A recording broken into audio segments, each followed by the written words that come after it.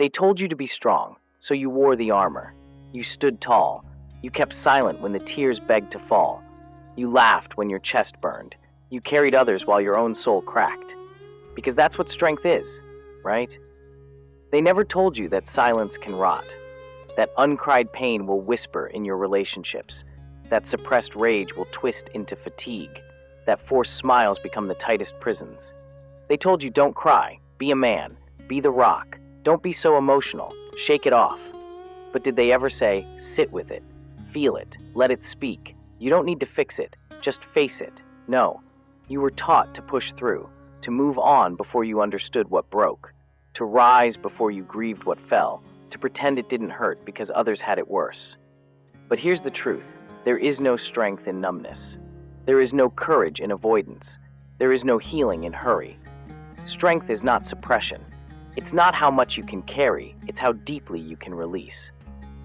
Real strength, it's sitting in the silence and not running. It's shaking and still staying. It's hearing your own scream inside and whispering back, I'm here. They called you strong, but you were scared. They praised your discipline, but you were dying. They envied your composure, but they never saw the graveyard under your ribs. You've been bleeding invisibly and calling that healing. But you can't armor your way to peace. You can't outthink the wound. You can't grind the grief away.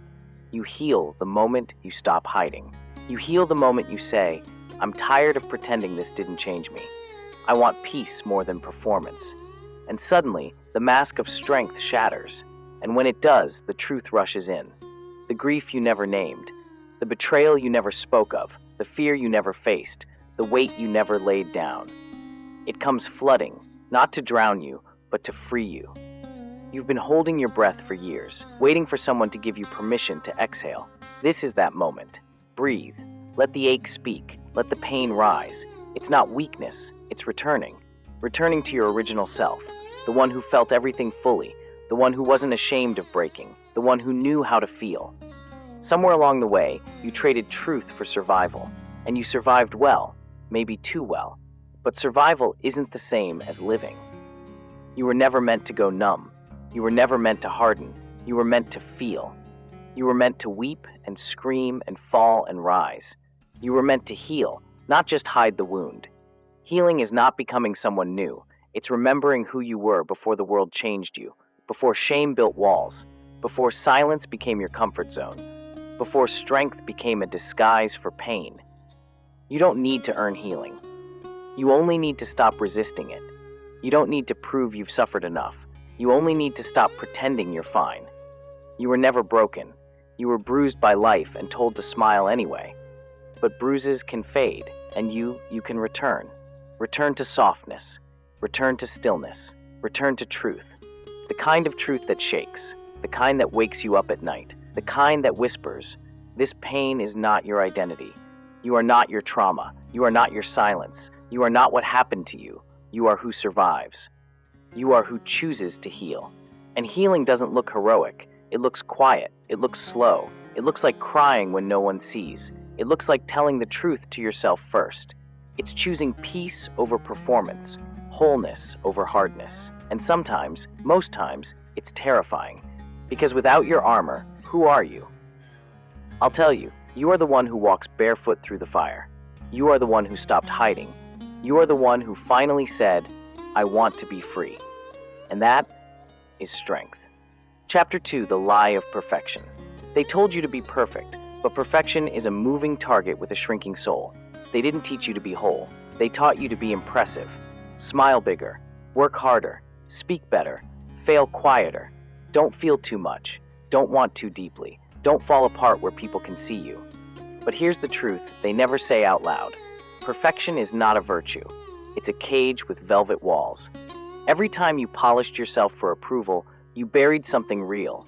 You trimmed your edges to fit their mold, and now you wonder why you feel hollow. Perfection asks for performance, not presence, and presence is the birthplace of healing. Your soul never wanted to be flawless. It wanted to be free. It wanted to spill over, to shake, to cry out, to rise, messy and real and whole. You don't need to be perfect. You need to be honest. Honest about your wounds, honest about your fears, honest about how heavy it all feels. There is no growth in pretending. No intimacy in perfection. No freedom in pretending to be okay. Real connection begins where the mask slips, where the crack shows, where your voice trembles and you speak anyway, because that's where your soul lives, not in the clean lines of perfection, but in the trembling edge of truth. Let them see you shake. Let them see you rise after breaking. Let them see your heart raw and unscripted. The world doesn't need more perfect people. It needs present ones, people who've walked through hell and still choose love, people who carry their scars like stories, not shame, people who cry without apology, people who show up anyway, even when they feel unworthy, even when they don't have it all together. You don't have to be a masterpiece.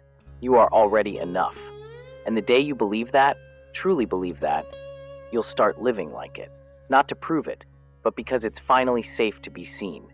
And that is the beginning of real healing. Perfection starves you of permission.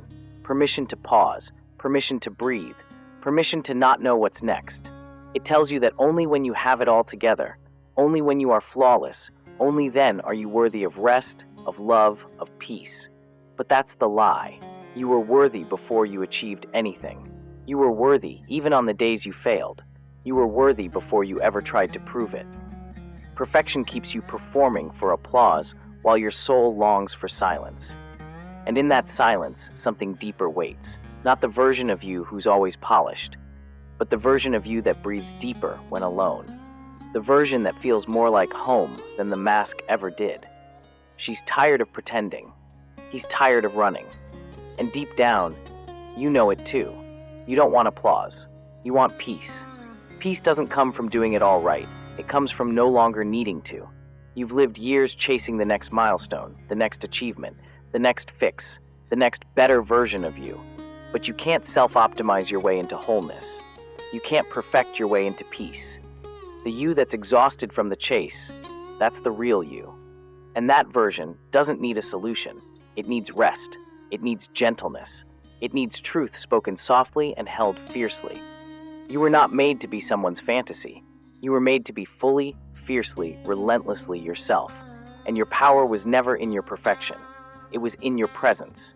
Presence that stays in the moment, even when it's awkward. Presence that doesn't shrink when emotions rise. Presence that doesn't run when it's messy. Because real presence knows everything valuable in this life lives beyond perfection. Love lives there. Art lives there. Grace lives there. The things that change lives, they're not flawless. They're felt. So feel. Feel your doubt, your joy, your insecurity, your worth. Feel your story, not the highlight reel, the whole thing. Let your story breathe without trying to beautify it. Let your truth take up space without shrinking it to fit. You're not here to impress. You're here to impact. And your impact will not come from pretending. It will come from revealing. Revealing your softness. Revealing your struggle. Revealing your light. Because the more real you become, the more you invite others to do the same. And suddenly perfection becomes irrelevant. You were never meant to fit in their boxes. You were meant to break them, to disrupt what's fake with what's real, to replace performance with presence, to bring softness into a hardened world. Be messy, be human, be whole. And when doubt says you're not enough, speak back louder with your truth. I'm not here to be perfect. I'm here to be free. And free is what you already are, once you finally stop pretending. Chapter 3.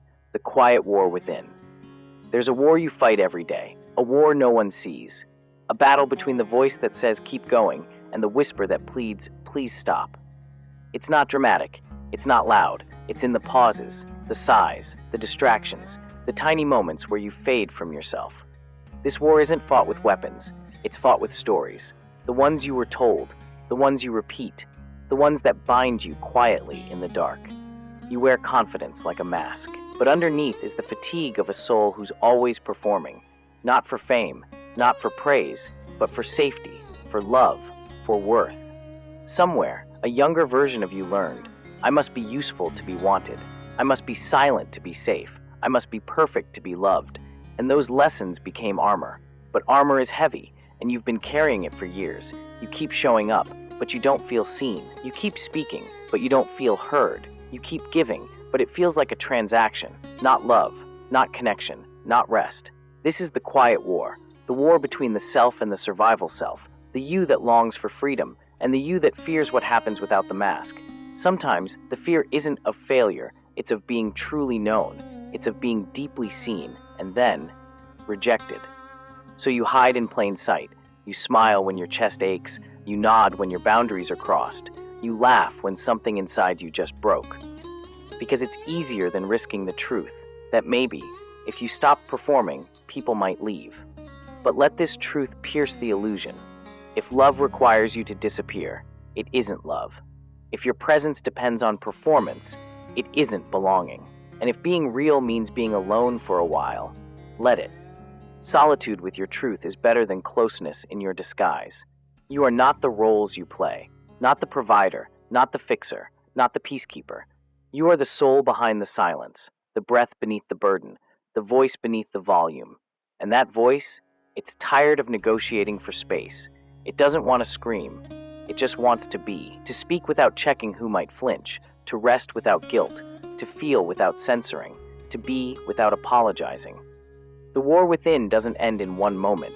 It ends in thousands of small choices, choosing truth over comfort, wholeness over harmony, self over performance. Every time you say no without over-explaining, every time you cry without rushing to stop, every time you stay instead of self-abandoning, that's you winning, not against others, against the old idea of you, the one that thought you had to earn your place here. But you don't. You never did. You were born enough. You just forgot. And the world kept feeding that forgetting. Ads, schools, screens, roles, they all taught you to look outward, but healing teaches you to return inward, to remember. Remember the you before you learned to shrink. Before your softness became a liability, before your light was too much for the room. You are not too much. You were simply taught to be less, and now you unlearn. Piece by piece, lie by lie, day by day. This is the real revolution. Not louder, not harder, not more productive, but softer, braver, more honest. The war ends when you stop abandoning yourself, when you sit beside your fear and say, I'm not leaving, when you breathe through the ache instead of stuffing it down. You don't heal by force, you heal by presence, by staying, by witnessing, by letting it be enough that you showed up as you. The world may never clap for that, but your soul will. Some days, winning the war within means doing nothing at all, just breathing, just being. It means choosing not to numb, not to run, not to twist yourself to be more digestible.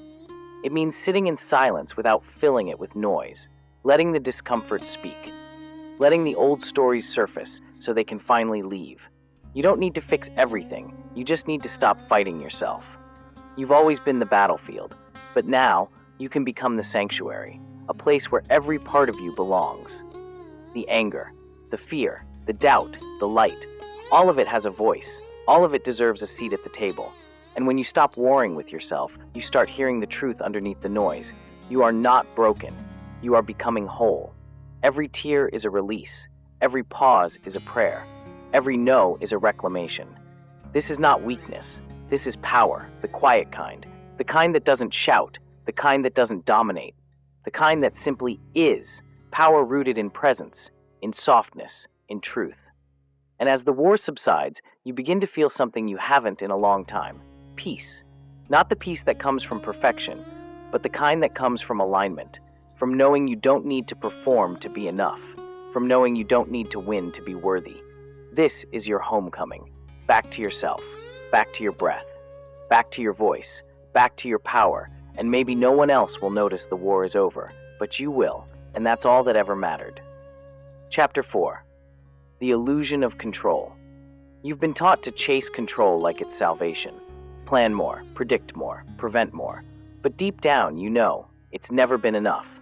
You check the locks twice. You rehearse the conversation in your head. You try to manage other people's reactions before they happen. Control becomes your comfort, but also your cage. It whispers, if I can just stay ahead of everything, I won't get hurt again. But life isn't a script, it's a storm. And the more you try to grip the rein, the more it slips through your fingers. You weren't made to manage every moment. You were made to live it. And living means risk, means mess, means the possibility of loss, and the certainty of change. You've been trying to outrun uncertainty, trying to outsmart heartbreak, trying to organize your way around the ache of being human. But no checklist can hold back the tide. No routine can erase what must be felt. Control is the illusion that safety lives outside you, but real safety comes from within, not from knowing everything, but from trusting yourself no matter what happens. Let go. Let go of the need to hold it all together. Let go of managing everyone else's emotions. Let go of the belief that if you relax, it will all fall apart. You're not here to forecast the future. You're here to respond with presence. And you can only respond when you're not rehearsing, when you're not 5 steps ahead in your mind, when you're actually here. Control keeps you in your head. Freedom brings you back to your body. Feel your breath. Feel your feet on the ground. Feel the grief you've been avoiding, the fear you've been soothing with plans. You don't need another backup plan. You need trust. Trust that you'll handle it. Trust that you'll heal again if needed. Trust that even if it all breaks, you won't. Because your strength isn't in the control. It's in the surrender, the quiet exhale that says, I can't predict this, but I can meet it. And that moment, that's where peace lives. Not before, not after, but right there, in the now. You lose control, but you gain clarity. You drop perfection, and you gain power. You let go of the plan, and you find the presence. This is not giving up. This is waking up. And waking up is what you were born for. You are not the puppeteer of life. You are the participant. And in the participation, in the imperfection, in the flow, you begin to feel again. You begin to live again. You begin to trust again. And that trust becomes your foundation. But trust doesn't come from always being right. It comes from being real. Real with your fear. Real with your grief. Real with how tired you are of trying to control what cannot be held. You've spent a lifetime trying to avoid disappointment, trying to secure the ending, trying to guarantee a future that hasn't arrived. But life has never been a contract. It's been an unfolding, a breath-by-breath becoming. You are not a machine designed to produce results. You are a being designed to experience reality as it is, not as you wish it to be. And reality is messy. It's late nights and sudden changes. It's broken plans and unexpected grace. When you let go of the grip, you start to dance with the moment instead of bracing for it. Somewhere inside you is the part that longs to soften, the part that's tired of predicting everything, the part that wants to rest in the unknown and say, whatever comes, I trust myself to face it. That is the end of control. That is the beginning of power. The power of resilience, the power of presence, the power of knowing that even when nothing is certain, you are still here. Let that be enough today, to breathe, to stop gripping the future so tightly it can't arrive. You don't need all the answers. You just need to stay open. Open to pain, open to joy, open to change, open to being someone new. And here's the paradox. The moment you stop needing control, you feel more in control. Not of the world, but of your response to it, of your breath, of your peace, of your willingness to begin again, because every moment is a beginning. Every surrender is a rebirth. Let the past go, let the plan go, let the performance go, and watch what arrives in its place. Stillness, strength, spirit. You've built walls to stay safe. Now build trust to stay whole. The kind of trust that doesn't ask for proof, only presence. The kind that says, I don't know how this ends, but I'm showing up anyway. That is bravery. That is wisdom. That is you. Not the you they trained to be untouchable, but the you who's becoming untamed, who doesn't grip but grounds, who doesn't panic but pauses, who doesn't control but creates. And from that grounded space, you start to lead your life instead of managing it, because control was always a reaction. Leadership is a response. You lead with trust. You lead with presence. You lead by choosing softness when fear wants you sharp. And slowly but surely, you come home. Not to the illusion of perfection, but to the deep, raw, unwavering truth. You are enough. Even when you don't know the outcome. Even when the ground shifts beneath you. Even when the path is dark and the future unwritten, because you were never here to control life. You were here to live it, and now, finally, you are. Welcome back. Chapter 5, Becoming Whole Again. You don't become whole by fixing what's broken. You become whole by remembering nothing was missing. The world taught you to divide yourself, to cut away what was too much, to hide what was inconvenient, to abandon what was misunderstood. Piece by piece, you buried your aliveness, until all that was left was performance. But now, you remember. You remember the laugh you stifled, the opinion you swallowed, the tears you blinked away because this isn't the time. You remember the version of you that didn't flinch at your own power. The you that was bold before shame rewrote your story. The you that was soft before the world demanded hardness. That version is not gone. It's just buried beneath layers of survival. And every moment of healing is not about becoming someone new. It's about unearthing what was true before the forgetting. You don't need to find yourself. You are already here. You need to return to yourself. To the breath you hold when afraid, to the voice you mute when uncertain, to the dreams you dismiss before they can grow. You've been told healing is a destination, but it's not. It's a devotion to feeling, a devotion to listening, a devotion to becoming who you already are, without apology. You are not here to impress. You are here to inhabit. Inhabit your body fully. Inhabit your voice boldly. Inhabit your space without shrinking. Becoming whole doesn't mean you'll never hurt again. It means you won't abandon yourself when you do. You'll sit with your ache instead of escaping it. You'll honor your tears instead of judging them. You'll love yourself through the storm, not only when the skies are clear. That is wholeness. It's not shiny or neat.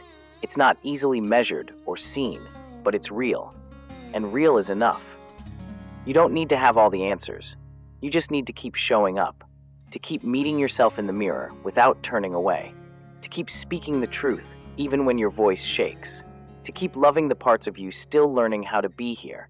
Nothing needs to be fixed. It needs to be held. Hold your fear. Hold your doubt.